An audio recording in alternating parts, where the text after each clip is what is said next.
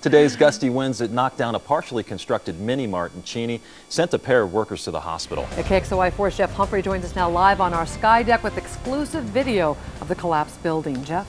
And Nadine, this new Maverick mini mart was just beginning to take shape there on the north side of Cheney, but today wind gusts in excess of 35 miles an hour took out a new wall and tossed a pair of construction workers to the ground.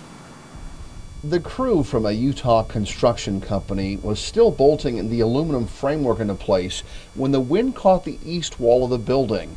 The twisting metal began to fall and then knocked over a fully raised scissor lift with two men on board. From what we hear, a gust of wind came up, kind of shook the scissor lift and the wall, which resulted in the scissor lift falling over and the two guys falling to the ground with it. Safety harnesses kept the two men from being crushed by the falling lift, and fortunately they were tossed onto compacted dirt instead of concrete, but both workers were still hurt in the two-story drop. When we got on the scene, they had a few complaints of back pain and shoulder pain, but we had no after we did our assessment, we found that there were no obvious life-threatening injuries. They were both transported to the hospital. While the injured workers were being evaluated, their construction colleagues drove in this excavator to help keep the remaining wall from falling. You know, you can look at how this is kind of bent out of shape and things. It wouldn't doubt they're probably going to have to start all over again, but we called the building department out there because it's ultimately their call.